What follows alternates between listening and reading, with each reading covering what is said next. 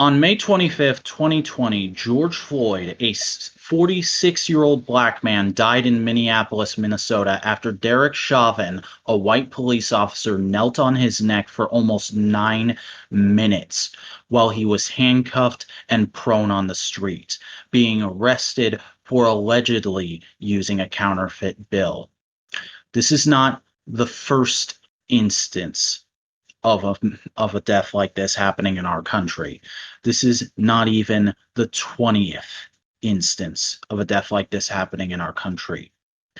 Modular media is about representing, giving voice, and helping to grow creators from all walks of life. And we here at Modular Media are saddened and outraged by what happened to Mr. Floyd and what has happened to dozens upon dozens of African Americans in this country. We, in our own individual ways, have been helping with the effort to get justice for Mr. Floyd and put an end to police brutality through the Black Lives Matter movement over the last few weeks. I myself, Simeon the Vacuuminator Scott, have been tweeting as much as I can to spread awareness. I have signed every petition that has come my way, and I have made multiple donations to memorial and bail funds. Cody Burke, a guest on the show, has been out protesting on the street, a move that proves he has bigger balls than I do. Jake Brody is planning to protest this weekend. And, well, I have Chris Boingo Rider Gaston here, my regular co-host on Analytical Fanboys, and if he has anything to add, I will let him do so now. This event, like we've said, like Vac said, is not new. It has been happening since the inception of America. This is a thing ingrained in our idea of culture and our idea of community, that police have this authority over us, and that doesn't need to be the case. Studies have shown, efforts have shown, everything has shown that community outreach, education, and fulfillment of necessary needs basically eliminates crime. By perpetuating this idea of policing as a necessity, we are perpetuating violence not just to our fellow citizens, but onto ourselves. This needs to end now, essentially. Yes, as a straight cis white male, I understand that this is not my fight, but I also understand that I have a platform and a privilege that allows me to contribute to this fight in just as impactful a way as I would if I were to go out on the street and protest, by speaking out on my own social media, on my YouTube channel, and on this YouTube channel. Here at Modular Media, we believe Black Lives Matter. We believe police brutality should end, and we believe that a government that acts this way towards its citizens should be held accountable. There is no easy way to transition out of a statement like this at the top of our podcast, so instead of doing a upbeat intro right away, we're going to go into some music from the topic of today's discussion. This will also be released as a separate video and made a temporary channel trailer for the Modular Media channel. I hope anybody who hears this agrees with it and chooses to join in the fight by doing what we have done or more. And I hope you will join us here in the effort to create Modular Media. Thank you.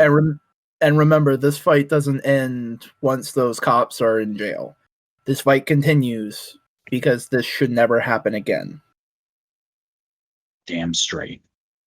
Go to your local go to your local elections, go to your local city council meetings, and be involved in your local community and look those people in the eye and say, this is not going to happen. Agreed. Thank you all for your time. Now on to the rest of the podcast. Where does it go? Where does the good love go? Where does it go? Where does the good love go? Where does it go? Where does the good love go? Where does it go? Where does the good love go? Where does it go? Where does the good love go? Where does it go? Where does the good love go? Hello, everyone, and welcome to Analytical Fanboys. I am one of your hosts, the Modular King of the vlogging and podcasting rings, the Vacuuminator, and I am joined, as always, by my trusty co-host, the motorized Boingo Rider. Where did the love go? Where did the good love go? I've been asking myself that question all week, brother. But we put that at the front of the podcast. Now it's time to get into some goofy shit. We're talking about Thumpasaurus this week, something Chris put on the list, and I was only kind of peripherally aware of as a thing that existed, and this was my first real exposure to it. But Chris, since you put the topic on the list, why don't you give a bit of explanation as to what Thumpasaurus is? Thumpasaurus is a band from LA that the best way I can describe it is if you listened to our podcast last week, we talked about a song called Bonin' in the Boneyard. Mm-hmm. This is a band that only writes that song. I mean, yeah, but they put more meaning into it. Yes. Like such lyrics as Ricky Ricky Goose. True. But yeah, no, I really enjoyed this shit. A lot of these songs were very fun to me, and the videos were super interesting too, because that's the thing is, for the purpose of this podcast, getting me into this band, Chris created a custom playlist of all their best music videos, which will be linked down in the video description. Yep. It's only 12 videos. They're kind of, I don't want to say they're sporadic, but they work with what they're given. Yeah. And it took me about an hour and a half to listen through all of them, and I had to get up to do something twice. Yeah. The best way to describe like 90% of their music videos is they're charmingly lo-fi and half-assed. Yeah, but they're clearly having so much fun, and that's what makes the aesthetic work. It feels like when you and your friends are messing around in your parents' garage making videos. Oh, like this is a band who came together, just went, we want to make some funky ass riffs, and just did that, and like whatever lyrics came out of it, whatever they could string together for it, it's just what they had. And we're gonna sing those lyrics like we're an 80s hair metal band. Oh, very much so. Which I think is a big part of what endeared them to me, because this is something I don't know if I brought up on the podcast before, but I was huge into 80s hair metal when I was a younger teenager. Of all the metal to be into, you're into the lamest one. I know. At least it wasn't Christian metal. Moving on. Listen, I was a Christian at the time. I grew up in a Christian household. I don't know why I have to justify this anymore. Fuck you. You listen to Winger. I did not. I listened to Skillet and Toby Mac. Oh. Yeah. And now you listen to Smash Mouth. Smash Mouth and Thumpasaurus. So do we just want to start going through some tracks, or did you like have a I was thinking just go through the tracks as I put them on the list, because it's pretty much chronological order except one thing I put at the end because I thought it fit better. Oh yeah, it's a great finale. But let's start at the beginning with "You Are So Pretty," which is basically a song about having a waifu. Yeah, the music video is essentially a PowerPoint presentation on why why the singer is so much better than Bradley Cooper, and he should be with Jennifer Lawrence. Jennifer Lawrence. Which, I mean, that's horrible taste in actresses, but you do you, bro. But remember, this is 2016. It's a little bit more reasonable at that point in time. That's true. That's true. She wasn't a shithead yet. It is just a really good song. But keep going. No. It just it's not the funkiest of their bits. Like, that's the thing. They go from kind of simple indie punky rock to full on funk. That's true. It's there's points in this where it's more like a high powered jazz than anything. Yeah, or like knowingly stupid Weezer. Yeah. Cheap Trick. The lyrics are simplistic. It's just simply going like, "You are pretty. You are so pretty. I want you." Like, you gave me your number. I'm watching the video. It's just like, you gave me your number. I'm gonna call it. Yeah. It's just such simple. Do you know what it is? It's a teenager's thought process about getting a girl's number for the first time. Yeah, it's very true. It's very simplistic, but it's also like a very kind of it's a simple kind of beat in the song that you can kind of imagine the 14-year-old would write out with his garage band, thinking it's like, oh, so cool and revolutionary. Yep.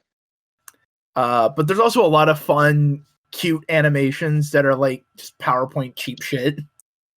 Yeah. There's like one where there's a guy talking to Jennifer Lawrence that I think is a picture of the singer as a younger guy, and then there's a PNG of the same picture just spinning in the background. Yeah, that happens a lot. My favorite thing is like, I'll show you my favorite restaurant, and it's a restaurant from St. Louis, Missouri with a burger and a sandwich, and the guy is singing into a vacuum cleaner. I love it. And not cropped properly Chuck E. Cheese logo. Yeah, but he's saying, and you'll show me your favorite pizza spot, and Chuck E. Cheese is the pizza spot. Like, genuinely, that's kind of insulting. It is. But oh my god! I just got to the chart he has of him compared to Jennifer's past boyfriends. Bradley Cooper sucks. Christian Bale fake. I don't recognize this other guy. He might be Tom Hardy. Fat. Yeah, and it's just dumb, simple little jokes like that. Mm-hmm. But it's great. It's nice and fun. But let's go to the one I think everybody knows this band for, because it took me a moment to realize it, but I had heard this before. On Facebook, weirdly enough, I'm Too Funky. I'm Too Funky, which is just basically a hipster version of I'm Too Funky. I'm Too Sexy for My Shirt. Mm-hmm. But it's like just a 10 dude times going better. Like, it's just, I'm too funky for this thing. Yeah. And it's just genuinely like good, like white boy funk kind of thing. And they're singing it in like this really cute looking backyard, which they pull back at one point and reveal as a set. And they're all like just so into the music they're playing. This is the first time you actually get a really good look at the band. And they all seem like totally cool dudes. Oh yeah, they look like they have so much fun. And you can see that more in later music videos. It's great. Mm-hmm. Also Mark Zuckerberg, because why not?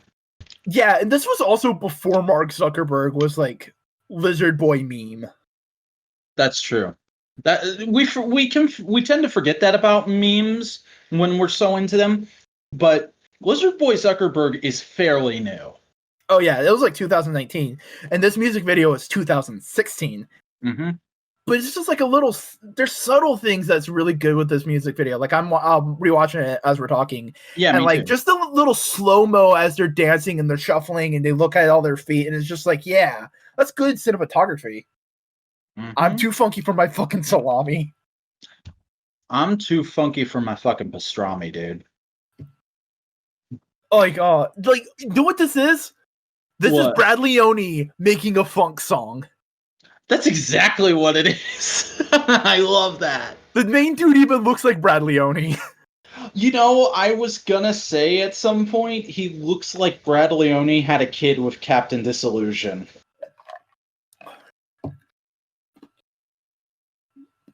You can see it, can't you? Yeah, I can. But you see what I'm like? It's that kind of the way you joke. It's just solid. Yeah. But you can also tell like these guys have serious musical chops.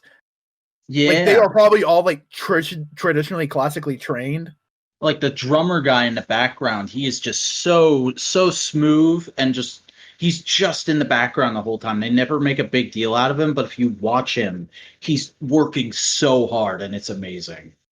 But also the bass. It's solid, it's great. Mm-hmm. Everything's just like pitch perfect. That if like that I think if like if it was any less high of quality, the joke might not land as well. It's true. It's because there's so much effort put into the music that it becomes elevated in hilarity. Yeah, it's that they're putting this much effort into just going like, I'm too funky for this piece of meat. It's such a good pump up track for white guys. Oh yeah. Like I can totally see like a Colt Cabana kind of wrestler coming out to this. You know, we've discussed a certain idea I have for being a babyface wrestler. I could see using this as my entrance music. But before I spoil potential future career plans, let's get into the next song. The World Is in Your Mind, which is basically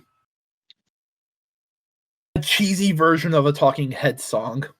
Yeah, it's like if Barney tried to do a Get Woke song. And it's like it's I don't want to say it's like a Disney Channel version of trying to be woke. It's like call your grandma, she misses you. Yeah.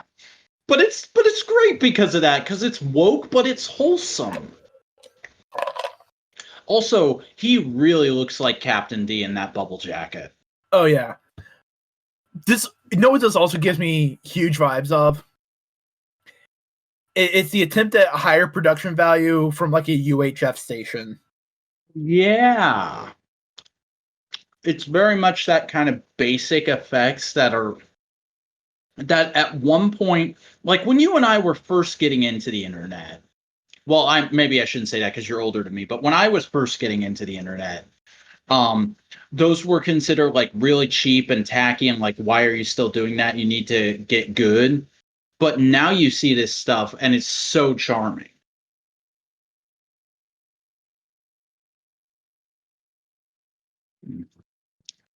Once you're done with anger, try laughing. Once you're done with laughing, try some good loving. I mean, solid advice. Yeah. It's not my favorite of their songs, but it's like the keyboard just gets stuck in your head because it's just a simple little ramp up and it's dooty dooty dooty dooty dooty dooty dooty dooty. Oh, dude, all week at work, I have been bouncing back and forth between some of these songs because of how easily they get stuck in your head. Just such solid beats all around. Solid beats, great hook work. Mm-hmm. Like The World Is in Your Mind is a great hook. You Are So Pretty. I Want You to Be Mine. That's a brilliant hook. I'm Too Funky. So many great hooks in the and their oeuvre, especially in their next song. Yeah. So let's just do it. My favorite song, Mental Karate. Mental Karate, so great. And here's the thing: this is actually probably their most well-known song at almost 300,000 views, and that's mostly because there's like every once in a while you see the image. It's a flyer on a pole, and it says "I can chop anything." It was done to promote this song. Wow.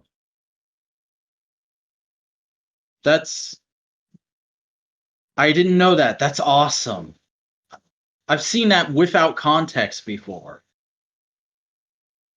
But this is like genuinely one of their most solid hook songs because of the chorus is so fucking. It just makes you feel so good because you know what? Mental karate will chop all the bad thoughts. Okay, another thing I don't usually talk about on the podcast. As someone who's in therapy, I can attest mental karate, which is just simply working on yourself and working through your issues, is the best shit in the world. And having a song in my life now that is so hype and positive and fun in relation to that is like an amazing gift that this band and you have given me, sir. It is such a solid bit of like simple song work. And you can like this isn't one of those songs that you can tell the band had so much fun working on it. Like the drummer's just headbanging along and they're all dancing, doing karate dance. And they're in fucking gis. And it's shot in like against a random brick wall in LA, so it looks like a cheesy 80s karate movie. This is also the one video that really makes me think of Brad Leone because they have words just pop up and he's interacting with them. Oh yeah, that's right. And it also kind of has a similar font to It's Alive. That's true. Oh, and fucking brilliant use of auto-tune. Something I never thought I'd say. Like, I just want to drop all of the bad thoughts and pick them up and put them in a frame of my life. Mm-hmm. Also, just the lead singer's like jerky ass like karate dance is fucking great. Yeah, I almost want to learn it. It's so good. Like genuinely, like this it's a joke. It's meant to be funny. This is such a jam. This is a bop. Yeah, this is fucking in like every playlist I have except for my workout one because it's just shy of hitting my workout mood. I want you to go back to the very beginning of this music video and watch while the guy starts singing and keep an eye on the keyboard player. Okay. It's in like the 20-second mark. Okay. So just keep an eye on it. It is the best thing ever.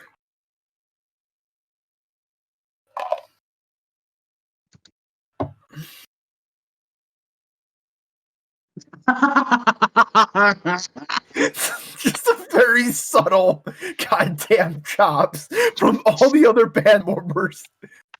He fucking pulled an Orange Cassidy on that shit. Oh. My God, we can't praise this thing all day, though. We have to move on. But genuinely, if there's one song you have to you have to listen out of this thing, it's Mental Karate. It will give you the best overall framing of this band.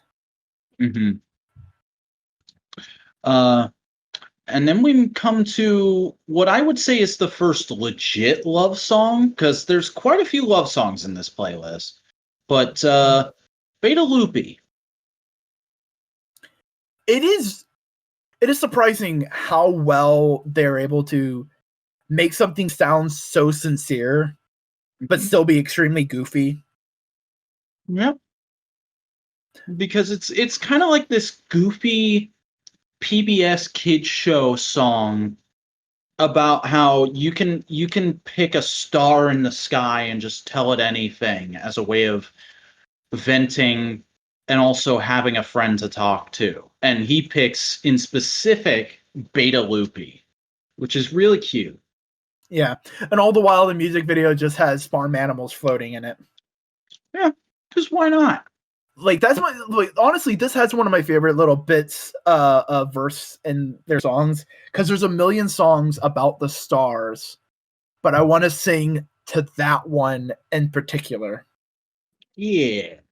It's just like, for no good reason, it's just like, I want to sing to you specifically.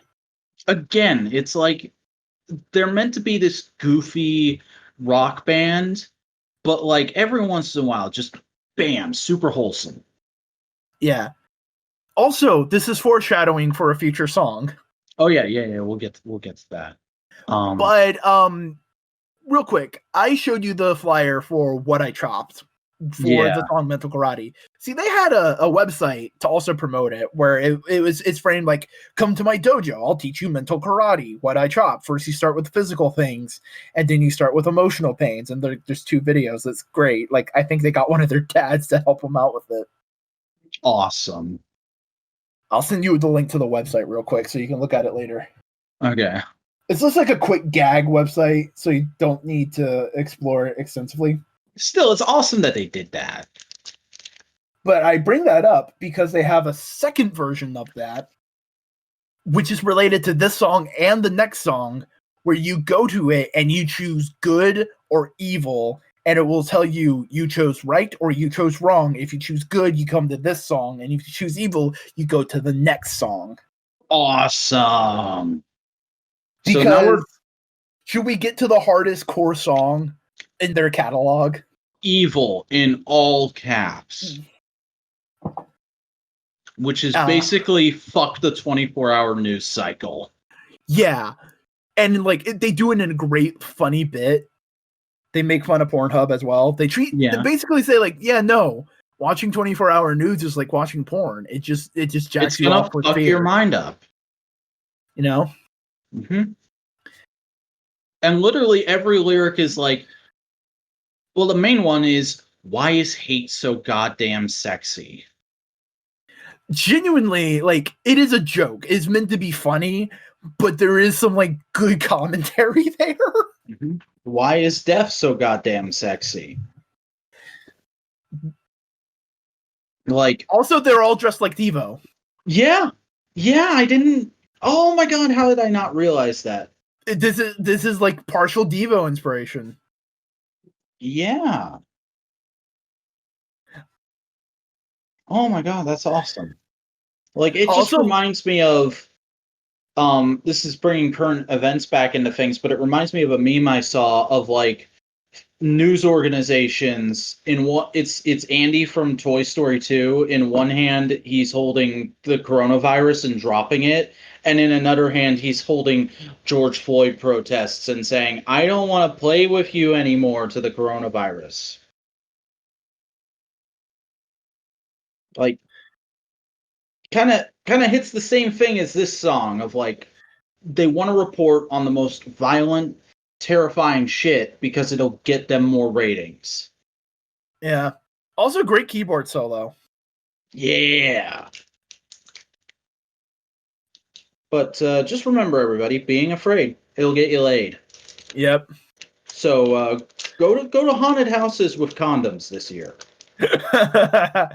But genuinely, it's a great song with a solid hook work. Mm-hmm. You are I disguised as I. Like, it's kind of nonsensical, but it's like it works. Like, again, like we were talking about last week with Fishbone, this hits on us on the kind of thing I like about Smash Mouth, which is that it's very good life stuff and criticisms of society that's couched in nonsense. If you're mad, become a dad. Also, like, you think the fucking elephants from what is it, Winnie the Pooh, the Hippolumps? Heffalump. That's a brilliant choice. But yeah, Evil is solid. It's great. It's a good. It's one of the songs I go back to often. Yeah. You quoted it last week. I did. It's an easy song to quote. Mm-hmm. But I think we need to go inside. We need to go inside the space barn. Oh yeah. This is probably the crime fighting version. We need to go to the crime fighting version. The only way I can describe it is it's kind of like Primus. Yeah. There's a little bit of Primus in this one. It's featuring chicken, la llama, cow, tiger, goat, pig, panda, turtle, Ricky, goose. Mm-hmm. It feels like the kind of rock song that would exist in the happier parts of the BoJack Horseman universe. But literally, all it is the dudes going on about different animals that are in the space barn, which is like a nightclub in space. Mm-hmm. And all of it's done in MS Paint. Yeah, I was gonna say this music video looks like Endless Jest made it. The fucking turkey doing a chicken conga solo. It's great. Genuinely, like, this is a great little jam out song, though. Like, there's great musicianship and playing all throughout it. And it's like a legit rock pop jam out song, but you could show it to kids and they'd be totally into it. And they wait so long to get to the goddamn chorus hook. Mm-hmm. They're just setting it up. It's just building to all of a sudden. It's like telling a story, brother. You gotta doing a show. You gotta build up your characters in a bunch of filler episodes before you can get to the real plot.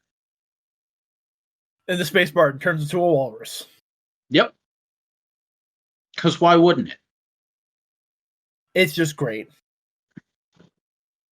A panda who's above the law, and like it's just such silly nonsense. It's great. A cow who is a she and is a rocket engineer and went to school.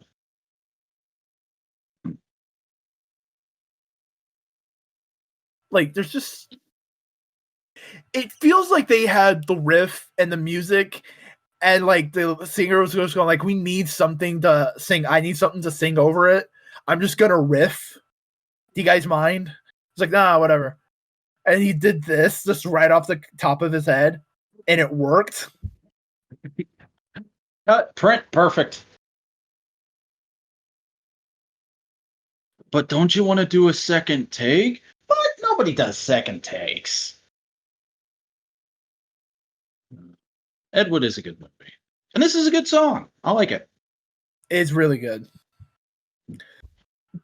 And the next song, hold on, is coming up, is Flamingo Song, which is another kind of a love song kind of thing.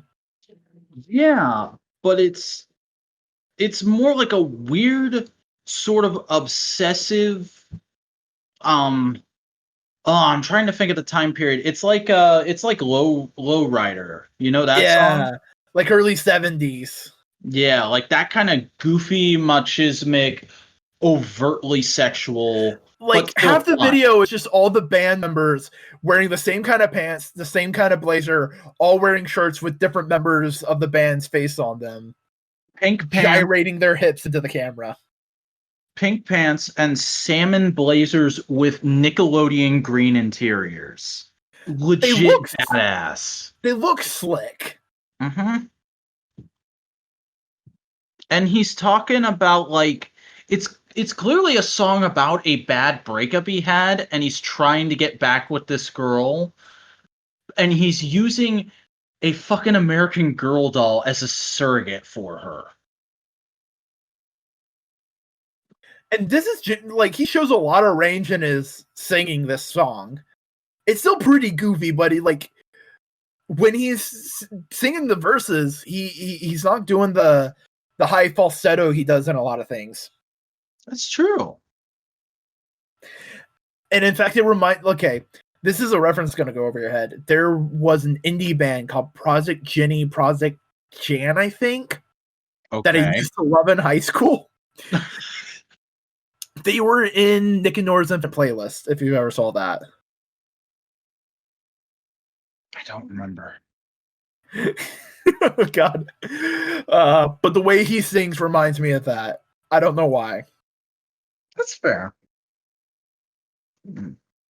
But yeah, this is a great song. Like there's very few stinkers on that. Well, there's no stinkers on here, and there's very few songs that aren't like certified bangers. But this is probably the easiest song to like show to an unsuspecting individual and go like, oh yeah, hey, listen to this band, and they just go like, oh, this is kind of a goofy band. Mm-hmm. You show them mental karate, they go like, "What the fuck am I listening to?" Yeah. And you definitely could not show them Alien first. Oh no! But we gotta talk about Alien. Because it's fucking weird, bro, but I like it. It's like you're being an out of body experience in your own body.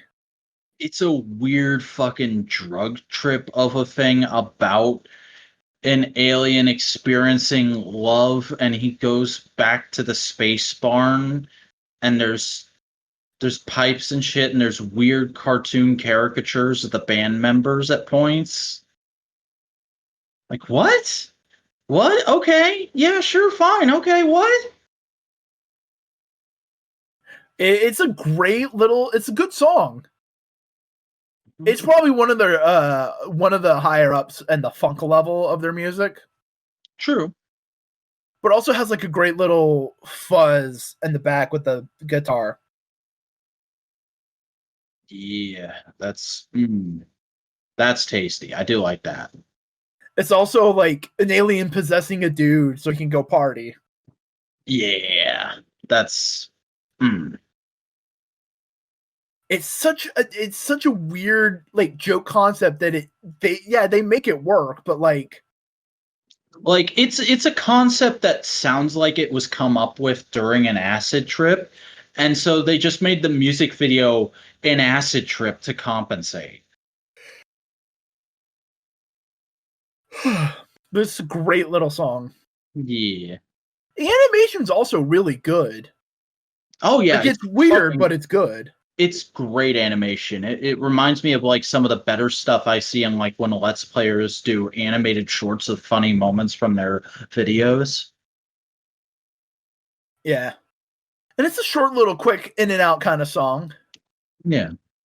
Unlike the next thing, which requires a bit of a going into it, because it's a cover, the only cover in here of a Casey Musgraves song called High Horse.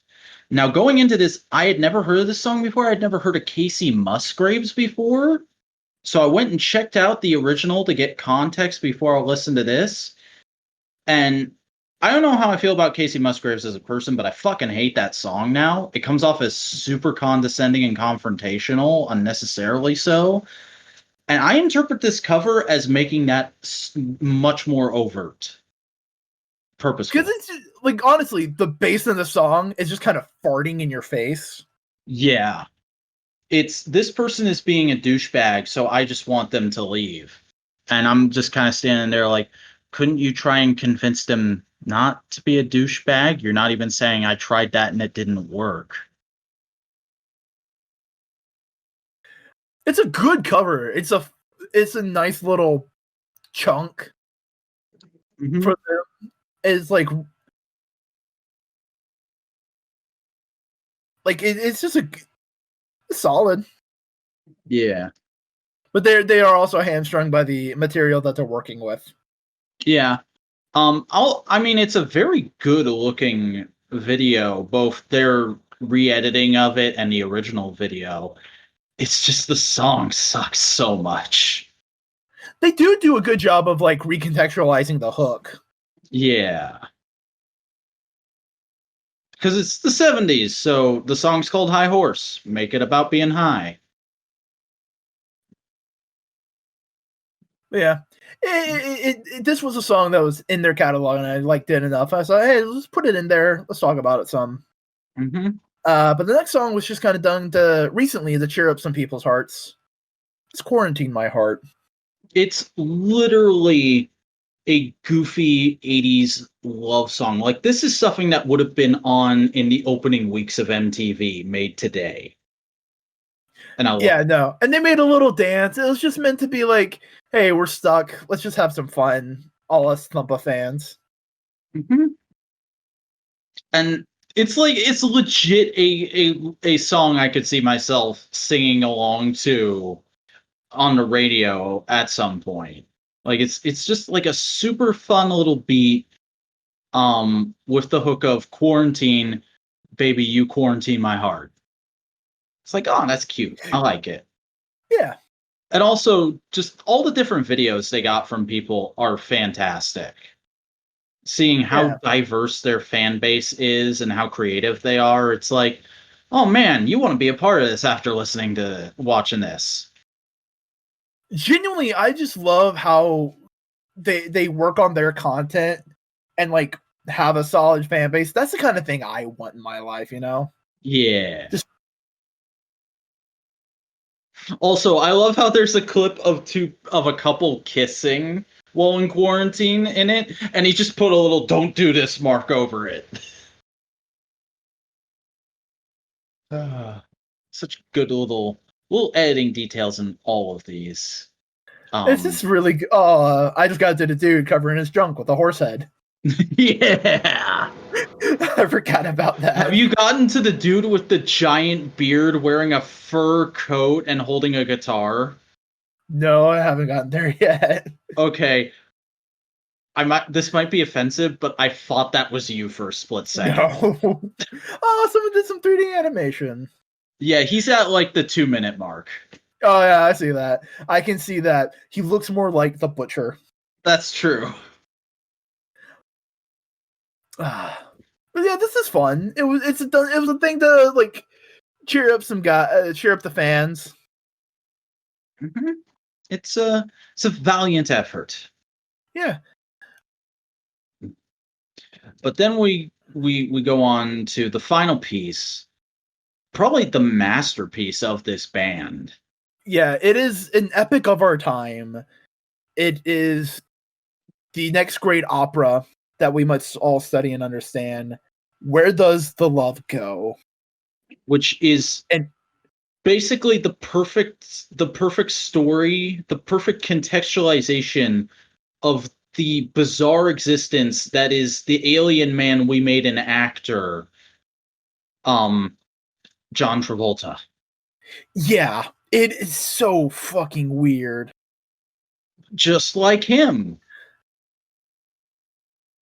Like, all the various films it pulls from, like, maybe 2 of them I've seen, and all the other ones I haven't seen, I'm like, yeah, that looks like a John Travolta thing. That looks fucking weird, and this music makes it even weirder. So yeah, that works. Honestly, though, it has some of the best hook work in their entire catalog. Oh yeah, it's like just singing "Where does it go? Where does the good love go?" under your breath when you're irritated, kind of like stops you from being irritated because of how fun it is. Because you also remembered like this galloping bass line that's going throughout the first part. Because this is also an epic in 5 parts. Yeah, it's like okay, yeah, I'm gonna say this. It's like fucking Dante's Inferno.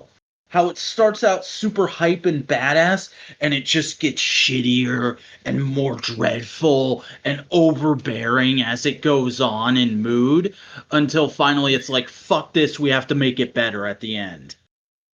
I also just love the repeated use of the pixelated Karate Man dancing. True.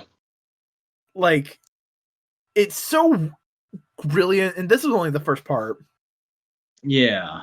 Well, I kind of covered all of it in that little bit, but man. The only thing I don't like about it is they didn't put a footage list in the description, so I can't go like, wait, what movie was John Travolta walking around a football field in a hazmat suit? What was that about? He has like an autoimmune disease in the movie, and like he has to be in a sterile container. Okay. But he wants to be a teenager. Like, legit, the only thing I recognize right off the bat without having to think about it for a second was Hairspray. Also Pulp Fiction. Oh yeah, I forgot about Pulp Fiction. I'm stupid.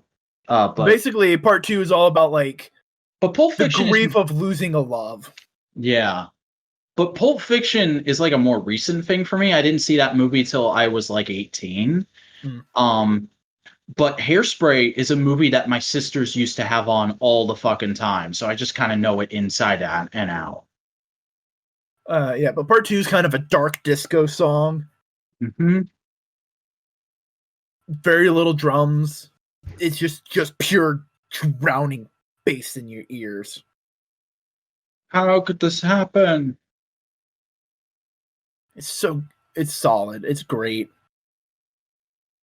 And it's just like going like where did the like genuinely like heartbroken up, where did the love go? He's like part 3 goes harsh and heavy. Like it's basically like Evil Part 2. It is, yeah. And it's supposed to be like hell and despair. You know?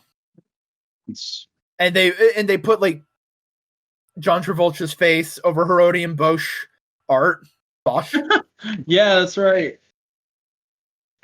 Also, Grease is featured in this at one point, and fucking what was the other one I saw a second ago? Face Off.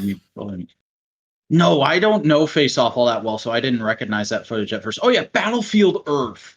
Yeah, that's a movie I always forget about, and then it blindsides me when it gets referenced in something. Because I wasn't in the sphere to know about and be upset about or making fun of that movie when it came out. I found out about it much later. But like it perfectly encapsulates this dark, depressing place of after a relationship kind of thing.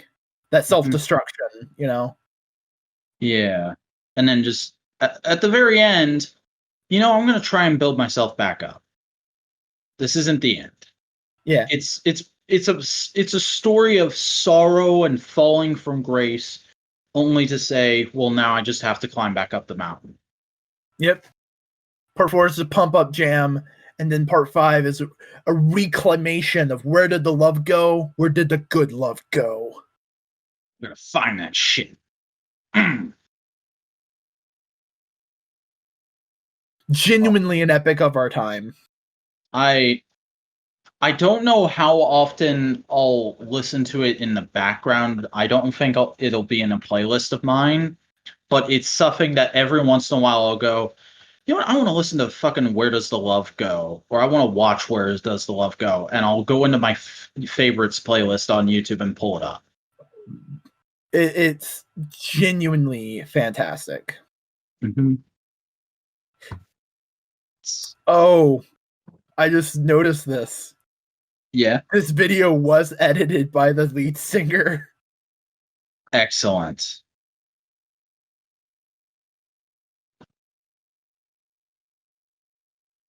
Fucking solid.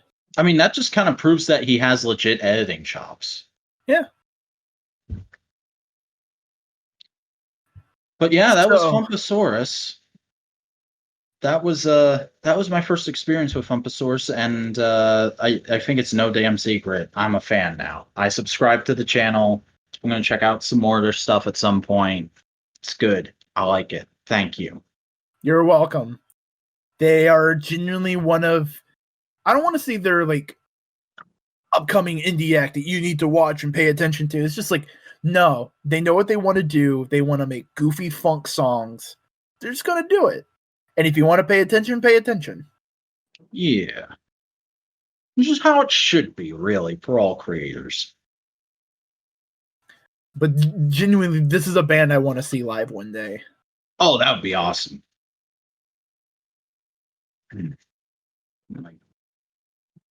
There's a lot of bands I'd like to see live at some point, because I've never gone to a real concert just because of anxiety and whatnot.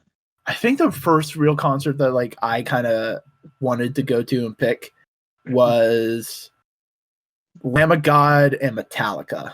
Nice. Yeah. Like you remember back when we were just starting out and we did that episode about when I went to the SmackDown Go Home show for the SummerSlam where Becky turned badass? Yeah.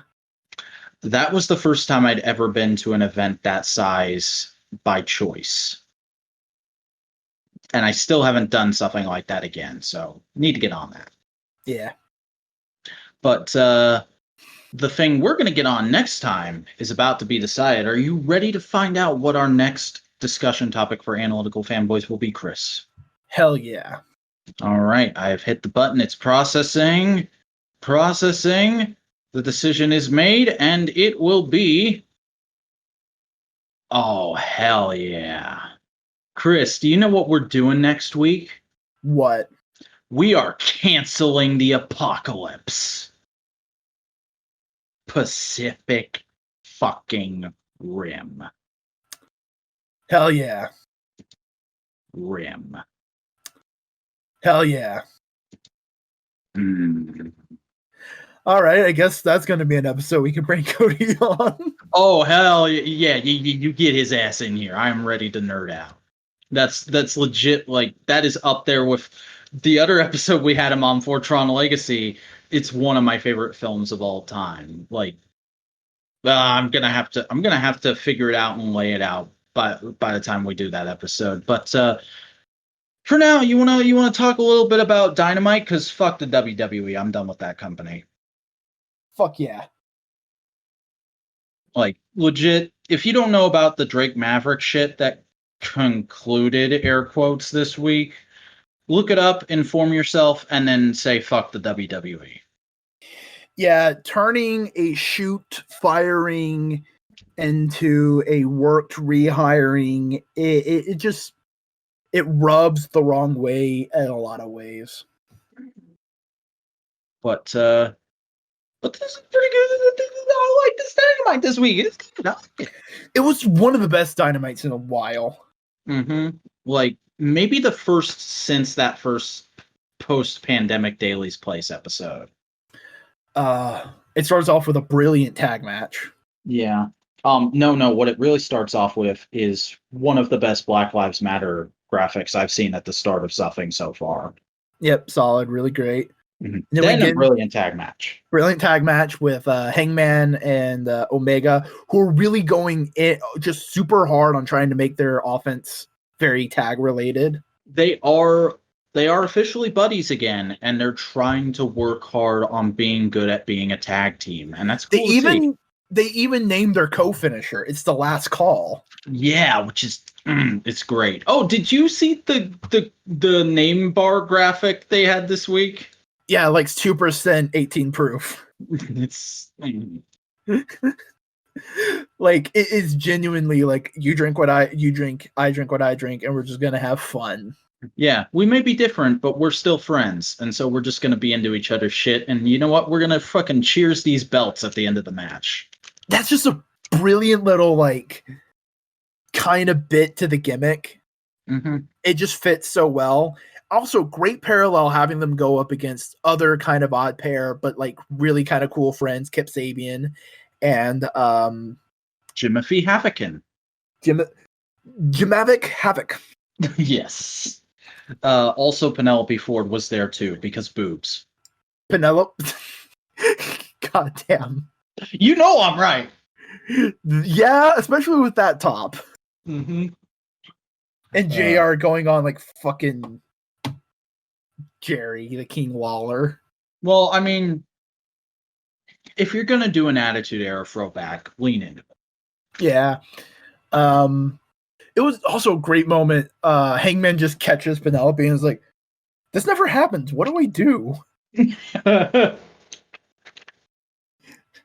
And he just drops her. Is great. But yeah, the boys, they retained. They're still the champs. That storyline's still going on. I think it probably will keep going for a while. Yeah, the best friends were there watching their upcoming opponents.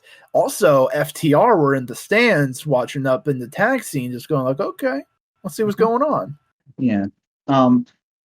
So I'm thinking that they're going to keep Hangman and Kenny both champs and together until they can have crowds again, because that is going to be a split, and it is going to be a violent split with one of them turning heel, and you got to have that in front of a crowd. Oh yeah. You know who would be really great to kind of jumpstart the split? Who? FTR. Ooh. They win the belts, and Hangman and Omega fucking fall out, and the Bucks blame FTR. That'd be good shit. But speaking of FTR, this is kind of jumping around a little bit, but they had a great interview segment with Tony Schiavone. Oh, probably the best interview on AEW in quite some time. Mm-hmm. Because it just felt like a genuine interview. They were going like, yeah, no, FTR is just kind of like a mantra we go by. It kind of fits anything that we're feeling at the moment. Yeah, right now it's for the revolution. We want to be here for AEW to revolutionize tag team. I love how much ownership they're taking to that. It's great, especially now that I've seen the origins of it. Yeah. And then like the Butcher and the Blade and every other fucking tag team come in and they're like, hey, what the fuck, motherfucker? You can't just storm in here. And they're like, hey, we want to wrestle all of you. Butcher, Blade, we'll wrestle you next week. We want to wrestle everyone here. These tag teams are awesome. We like tag team wrestling. We like the tag team wrestling's getting put over here. Tony Schiavone's just like, you didn't say the Young Bucks? What about the Young Bucks? They're the best tag team in the... Shut the fuck up. Those Young Bucks are bitches. We don't want to talk to them.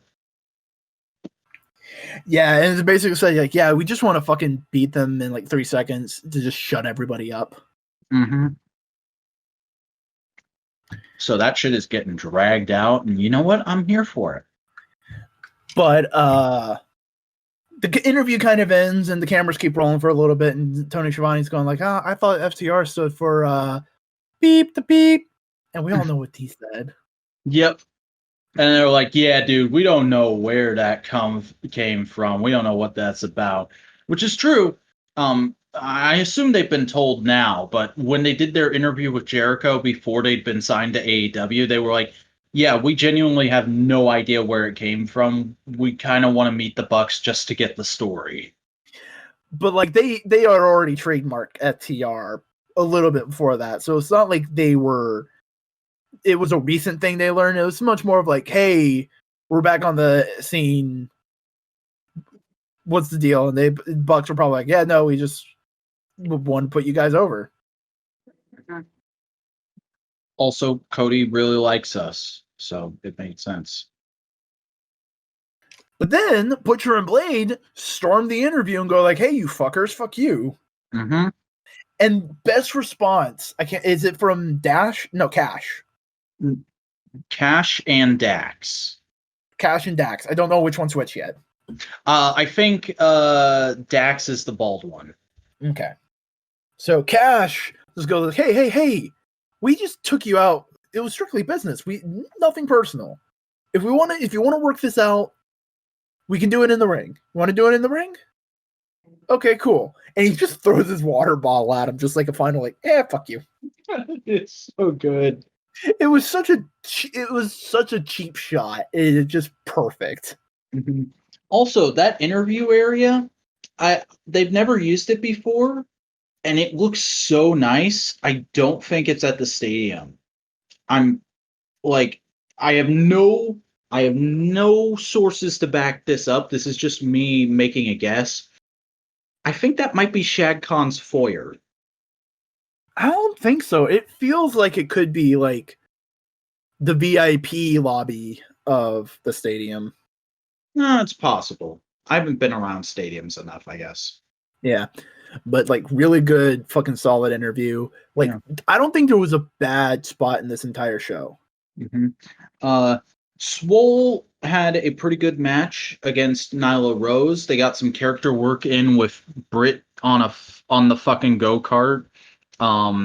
And she had a training montage, which was hilarious. And also Swole got a win while wearing Yellow Ranger inspired gear, which was pretty cool. Swole didn't win, Nyla won. Oh, I'm stupid. Sorry.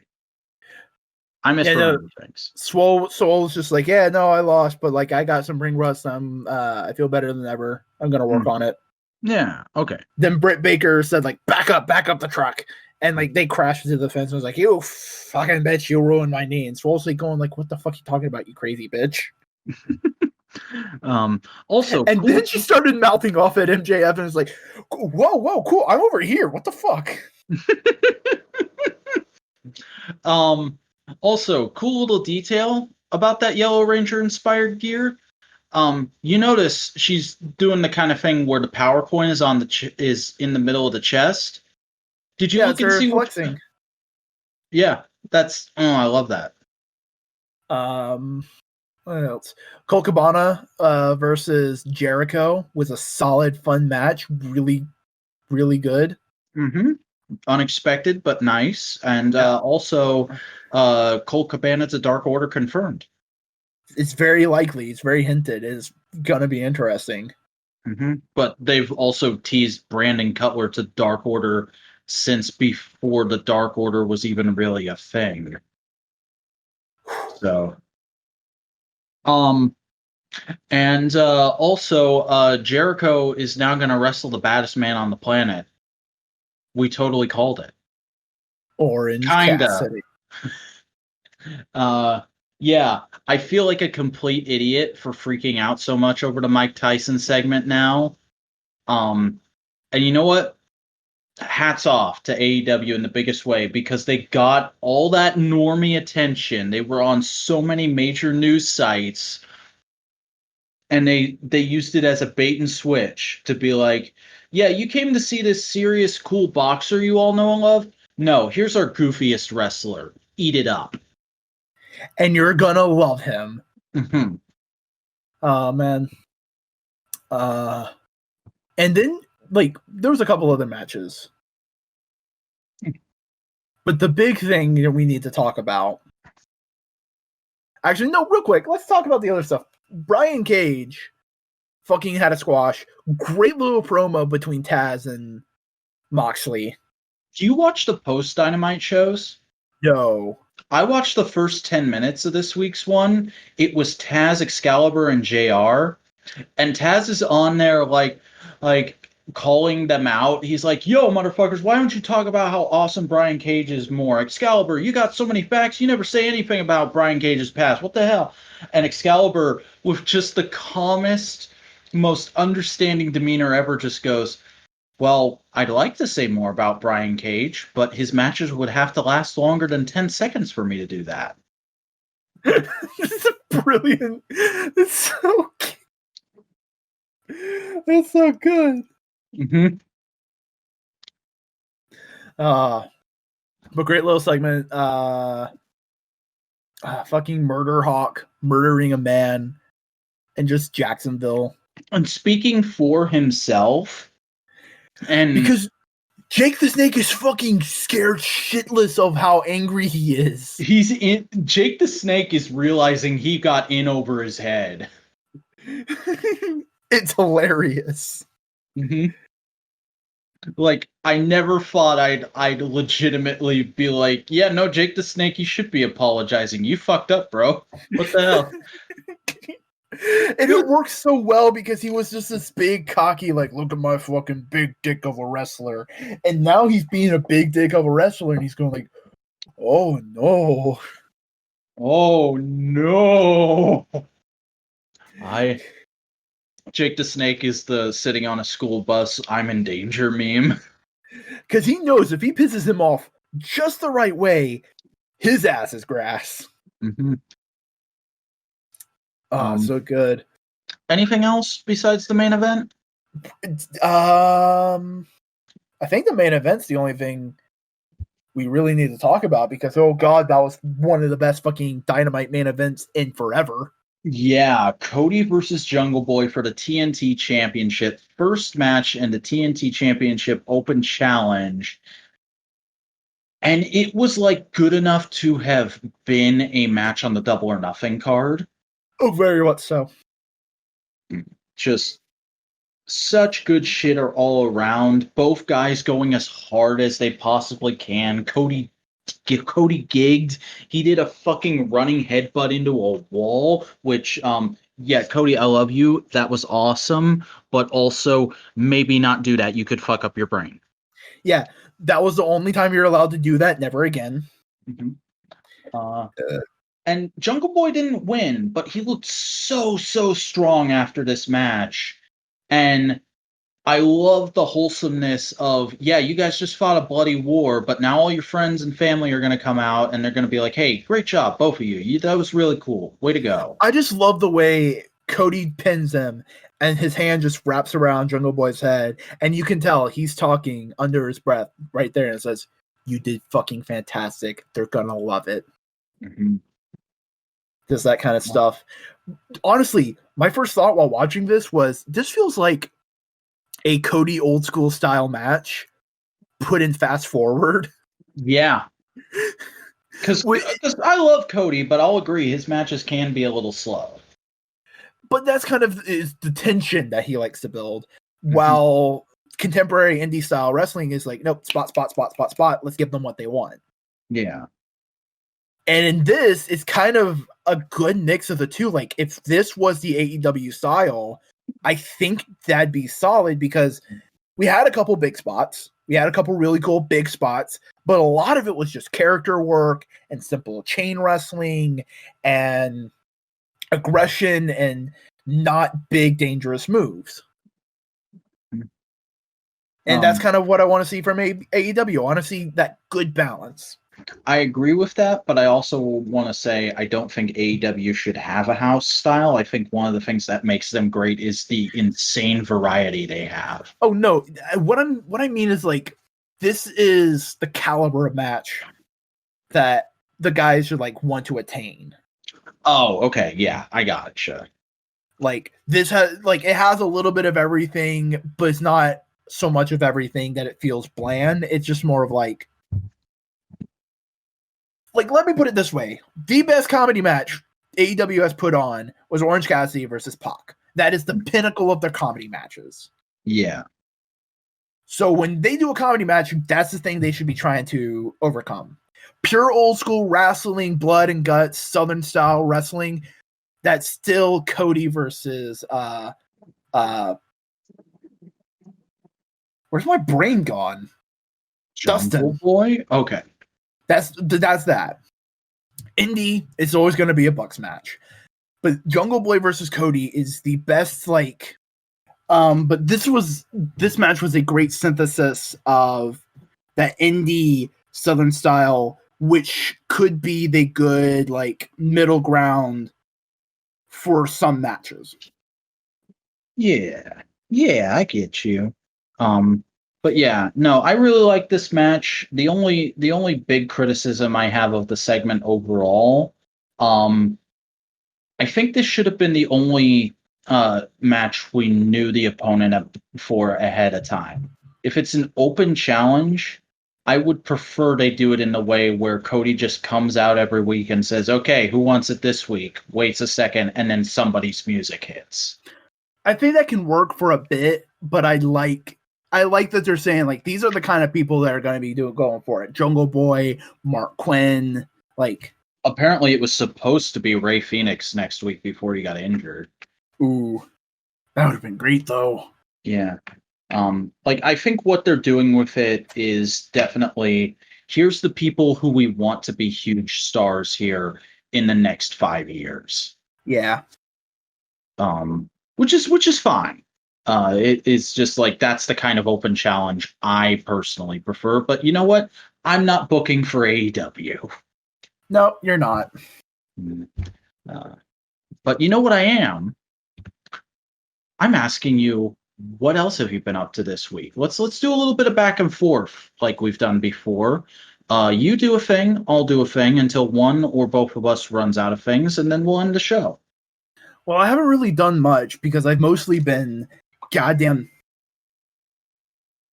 editing my next video. Good man. So far, it's 2 for 2 on videos per week. Nice. So here's Cut that pace, bro. I'm about maybe 50% done. Oh, I'm excited. Everybody go, if you haven't already, go subscribe to Boingo's channel. His next video is going to be fucking dope. I'm trying to figure out if I should tag Orange Cassidy and David Starr in it. Maybe wait like a day to see if it organically gets to them. And then if not, go ahead and say, like, hey, I made this thing and people generally seem to like it. Maybe you want to check it out. But like, I'm about 50% done with the rough edit, and then I got to go back through and take care of all my notes. Nice. And then it's just little bits and bobs there, here and there. But I've been mostly doing that. But I have been going through this new album that's been popping off. Run the Jewels 4. Nice. It's so good. I'm starting to get into Run the Jewels. I haven't listened to all that album yet, but I can feel it. It's gonna happen. Ooh La La is just fantastic. A great single. Mm-hmm.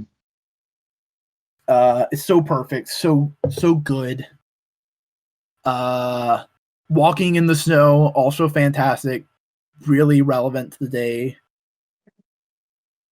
It's really good. Yeah, Run the Jewels. Yeah.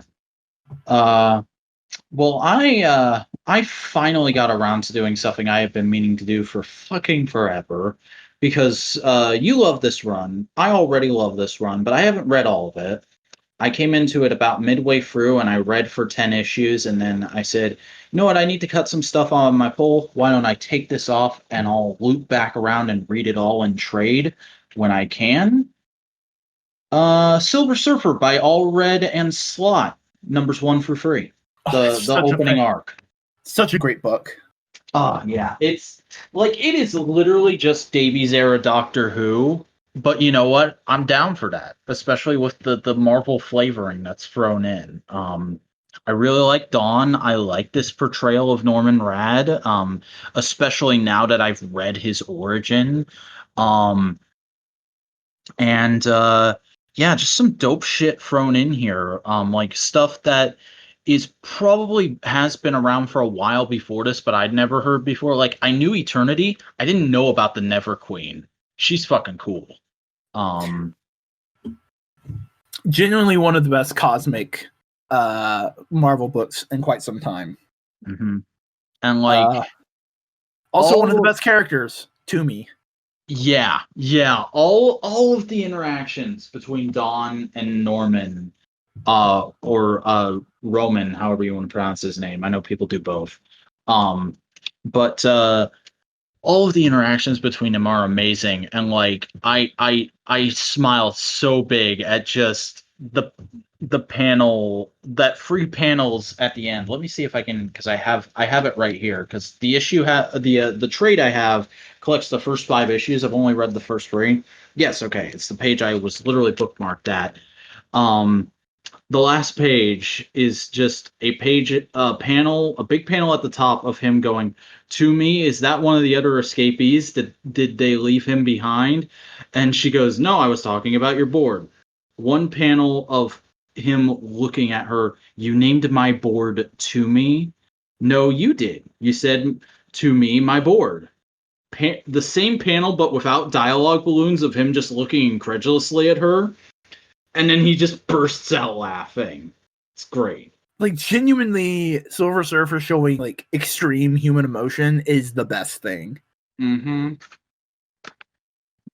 I also just love the playing around with how fucky time can get in comics, where it's a Doctor Who trope, because this plot beat has been done in Doctor Who a lot before and in other time travel things. But to have them be like, in order to make you do what we want you to do, we are going to extract the most important person to you from all of space and time. And then somebody he's never seen before shows up. That's good. I like that. That's great foreshadowing. Yeah, I read that. Did you do anything else you want to talk about, or should I just burn through a couple things? I mean, I've a couple things. I started making music again, mainly because you keep reusing the same 3 tracks I've made. Yeah. I was trying to go by the Casey Neistat principle of just like, you pick a song for your montages one week, whatever mood you want the video to have, and that's it. But when you only have 3 songs, that does get a bit odd, especially when you only have one song you can use for a big emotional beat and you constantly go back to it. And I'm not blaming you for that. It's just I chose to exclusively use your music going forward because it's the only music out there I have a 100% guarantee I won't get copyright struck for, because I don't care if it's in the YouTube audio library. It could leave the YouTube audio library tomorrow, and I'll get a strike for it the same day. Yep. You could always use YouTubers' music that they put into the YouTuber library, like Andrew Wong. That's true. I should do more research into that. But yeah, no, I got. Here's the thing. Currently the DAW I'm using is LMMS, open source DAW. But here's the thing: on Mac, you can't really use VSTs, which is external digital instruments, essentially. So to use LMMS on my computer, you can only use the stock instruments. Then I realized, wait a second, if I actually put effort into it, I can make that sound good. So I'm working on stuff like that.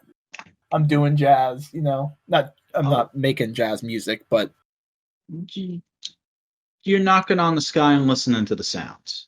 Yeah. And I look forward to hearing what those sounds are and using them far too much. Also, real quick, should we talk about the DC news? I mean, I don't know what there is to say about it, except it's very exciting. Like, people who aren't comic nerds won't get it. It takes some explanation, but basically, for a very long time, there's only been one big comics distributor selling to everyone, both small stores and what retailers still carry comics. That's Diamond Distributing. And they have done a lot of fucky shit in their history. A lot of minor fucky shit, like not sending complete orders, screwing up shipments, stuff like that, over and over again to various small comic book stores who really can't do anything to fix it. And the reason that has never changed is because big stores get treated very well, and they all get invited to these big, nice parties once a year in Las Vegas, where they do their give us your feedback, let us know how we're doing, and we can improve our company. Those kind of blow smoke up your ass get-togethers. And recently, during the pandemic, Diamond has been doing like fuckboy shit to everybody. Basically saying, if your store has to close, doesn't matter. We're still sending you your order. You still have to pay for your order. You can't return it. And if you try and sell it at a discount, we're gonna cut you off. And DC Comics, in their ever continuing redemption arc since the New 52, have been going, no, fuck you. You shouldn't be treating the lifeblood of our industry this way. And in an amazing, revolutionary, taste-making move, they've cut ties with Diamond. We don't know what they're going to do as an alternative yet. They may be setting up their own distributor now. They may be looking into No. They're working with two new distributors, USC and Lunar. Oh, nice. Okay, that's great. They already have distributors up and ready. That's awesome. So basically, DC is setting the trend saying, hey, we don't have to work with these fuckboys, which is really exciting. Marvel, Image, IDW, all you guys need to follow suit. So here's hoping, man. Here's hoping. Because I could go on like an hour-long rant about Diamond, but another thing I want to mention very briefly is just their ridiculous focus, because they started because they wanted to be a company. They wanted there to be a company that focused on comic book shops and the smaller ones and the direct market, as they call it. That's a big part of what caused the comics boom and bust of the 90s. So, good thing these people are on their way out the door. I'm hoping that DC. I'm not the biggest DC fan. I'd love it if this was Marvel. Mm-hmm. But I'm hoping DC gets comics back in like grocery stores and Walgreens and shit. There has been rumblings and talks of that for the last 2 years, and I feel like it could actually happen now. Yeah, but if there's been rumbling and talks, it's probably because DC wants to do it, and Diamond's hemming and hawing, going like, that sounds hard.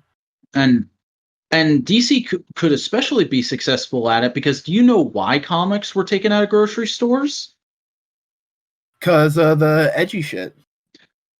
Specifically, a group of a mom activist group tried to sue Diamond over an Emma Frost cover. Oh, yeah. So DC can go in and be like, no, our comics are good and wholesome. We don't do that kind of stuff. That whole controversy, that was Marvel.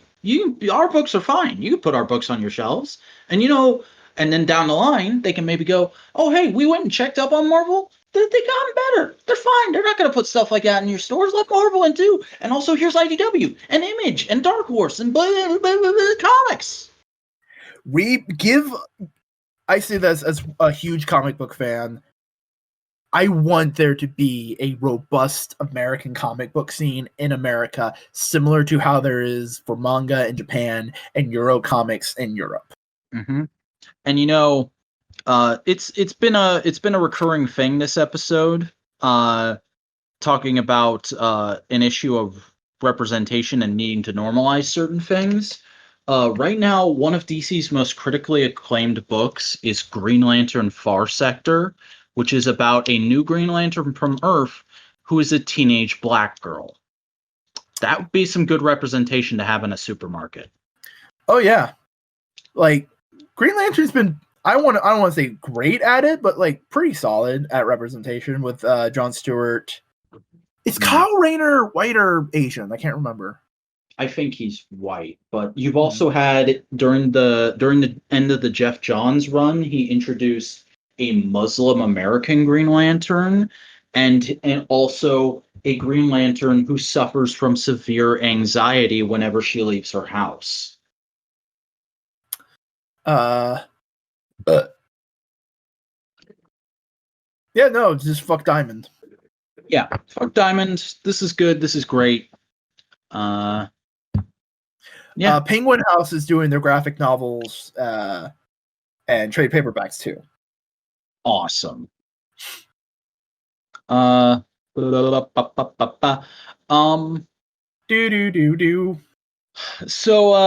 I have a story to tell about a toy I opened this week.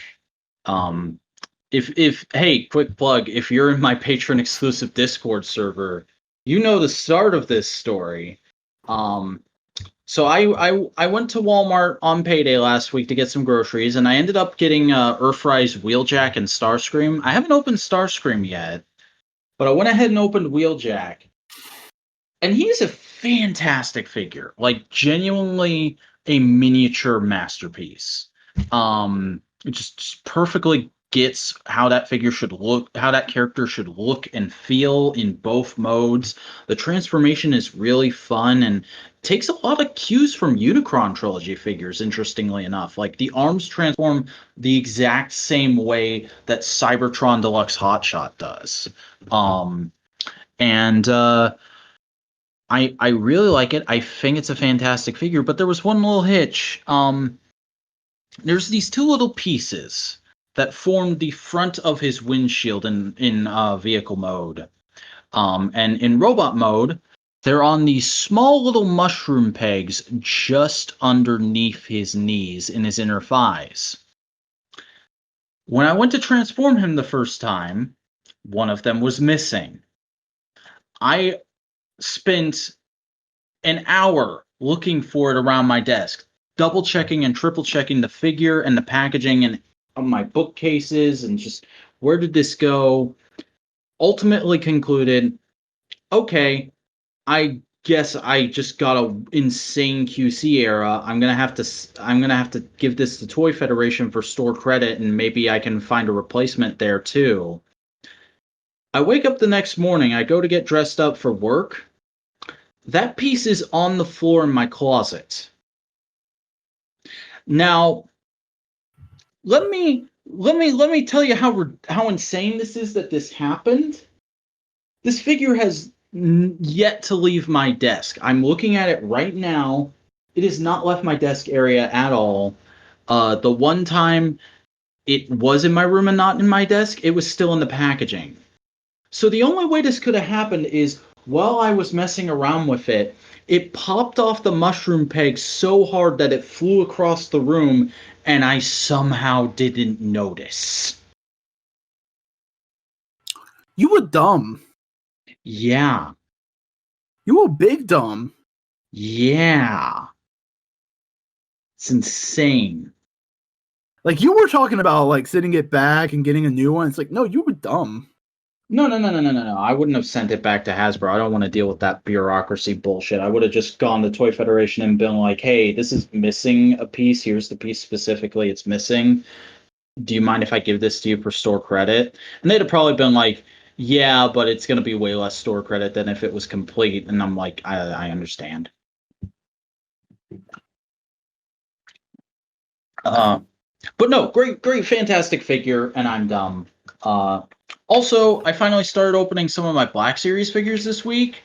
Those things are dope. I can't believe I slept on that line for so long. Yeah, they're solid. They're sick. I only have, like, Han Solo and Chewbacca, but yeah, they're great.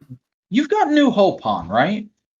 I'm pretty sure it's New Hope. It might be Empire because he does have a Stormtrooper blaster. No, that's definitely the New Hope version. Because I had that briefly, and then I ended up selling it because I never got any other figures from the line, and I was just like, I don't want this taking up space on my shelves if I'm not going to get more of them. But I got Bespin Han and Hoth Leia and also Darth Maul I opened this week.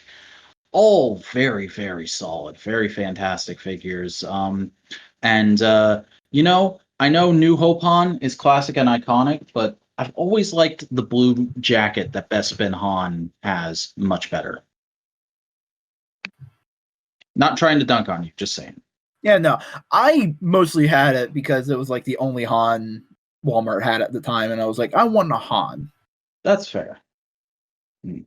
Also, people were telling me when I showed my haul in that Toy Federation video, because that Han was in that Toy Federation video, they were like, oh, you should have gotten the new retro carded one because it has face scanning and that's just painted. Harrison Ford likenesses are incredibly hard to get down. I think they got it really good for a non-face scan on that figure. Like, I was surprised. Yeah, no. The one I got is pretty good, too. It's almost like Hasbro is good at toys. Yeah. Who'd have thunk? Bandai. But anything else you want to bring up, or should I just tell you about 01 to bring us home?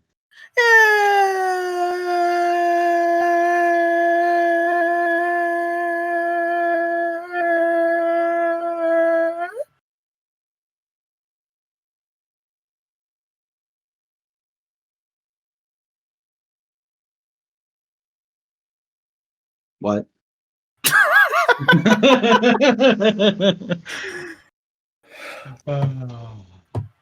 I said, yeah, I got that. I didn't quite understand what it indicated. It indicates, motherfucker, stop.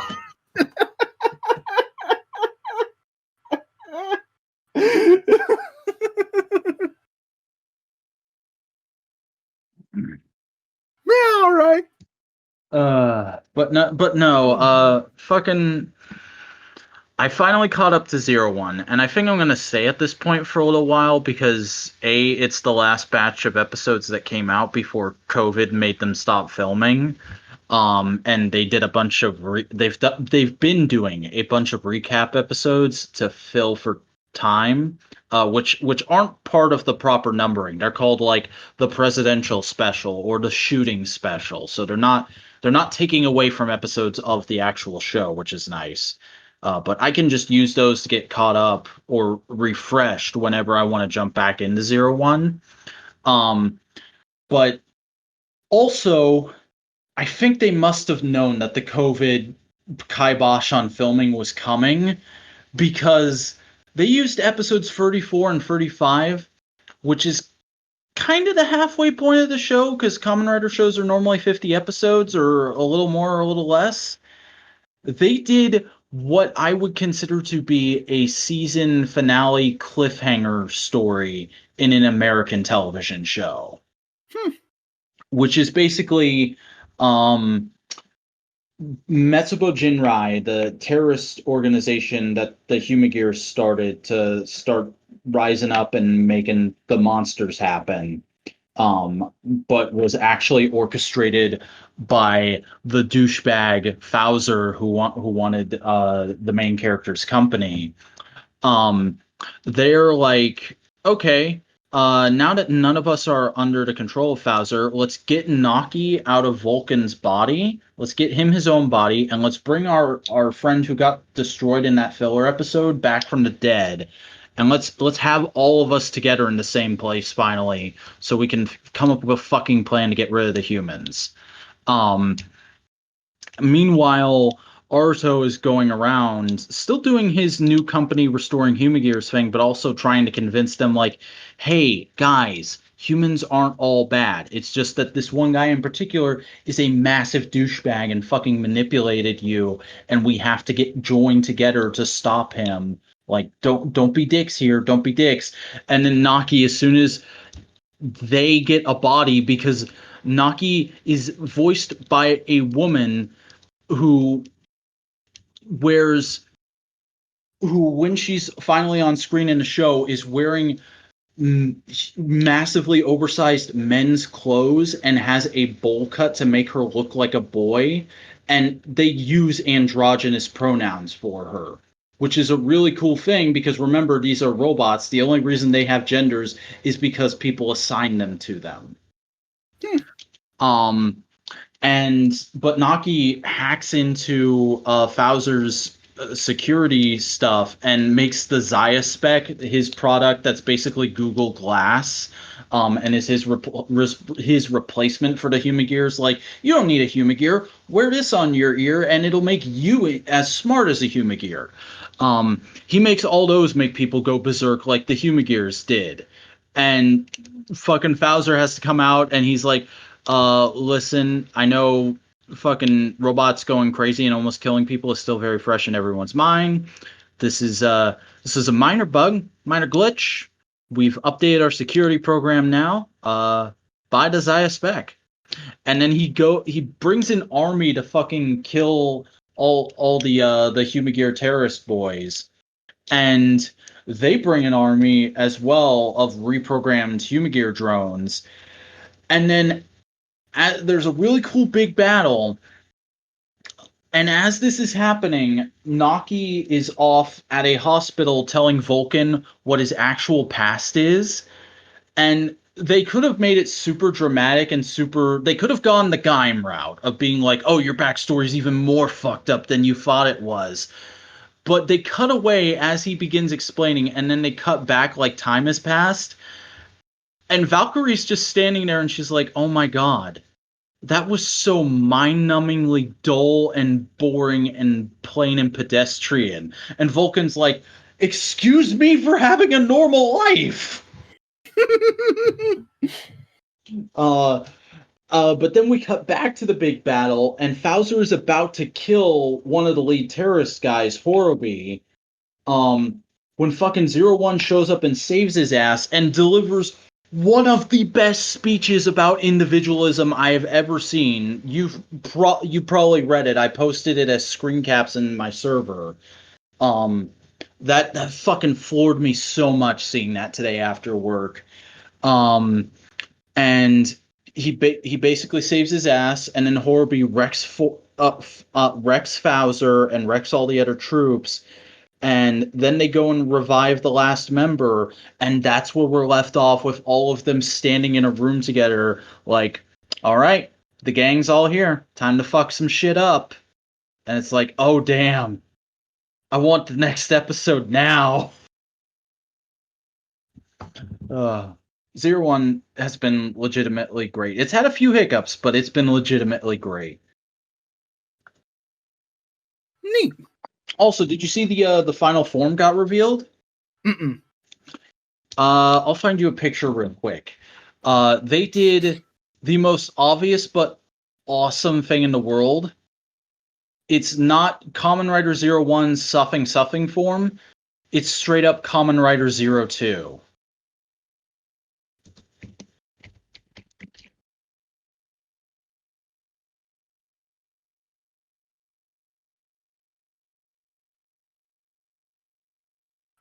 Hold on. I'm not clicking that on my computer, so Oh, just let in me case. just post the photo. No, I got it on my phone. I'm looking at it here. Okay. He just has red gloves. Yeah, and like a sick fucking ascot like piece. And He just fucking, attaches that thing to his belt. yeah. Somebody posted because somebody somehow got a hold of the toy early, and Vangelis retweeted a clip of them playing the transformation jingle. Let me see if I can find it again, because the final phrase is super awesome. Hang on, I'm going to his Twitter now because apparently I didn't like it. Where in the world is this video? I want to tell you.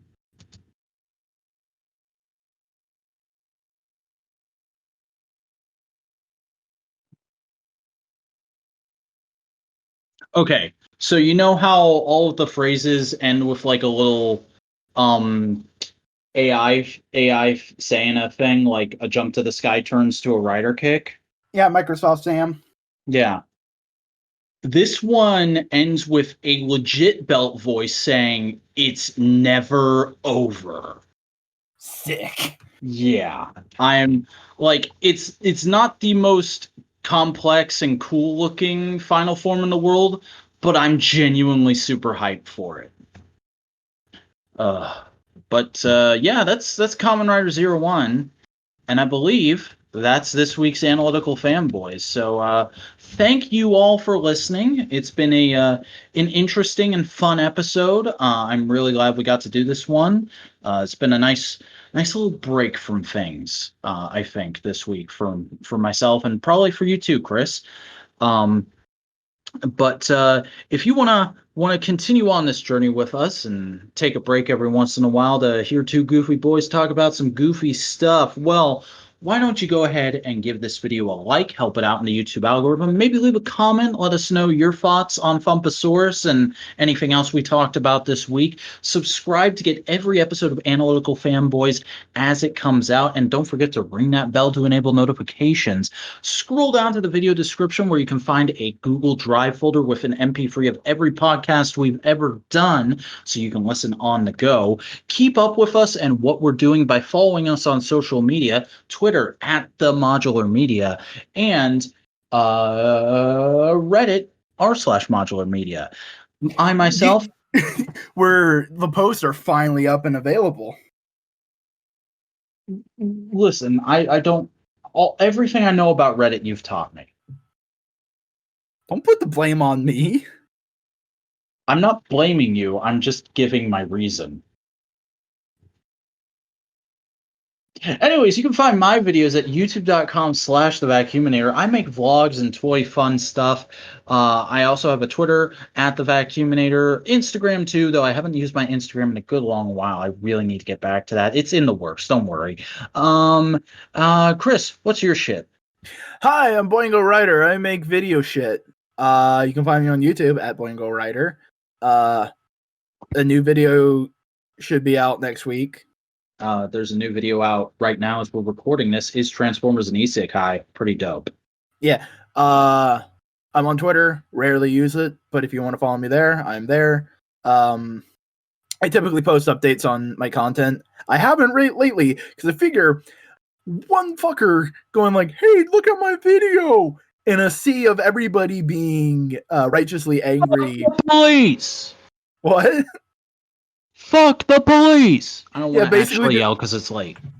But basically, I feel like it'd be like farting in a funeral. Not good decorum. Yeah. So I haven't. Follow me on Instagram at Boingo_writer, and that's also my Twitter handle. So you can join my Discord. Happy fun times there. We talk about shit. We shit on the police. It's proper. Genuinely, it gets pretty lefty there. Yeah, but like, why should we have to warn anyone about them? Yeah, no. Mm-hmm. But yeah, that's it for Analytical Fanboys. Thank you all for listening once again. Please tune in next week when we will be discussing Pacific Rim. Dun! These kaijus are robots and shit.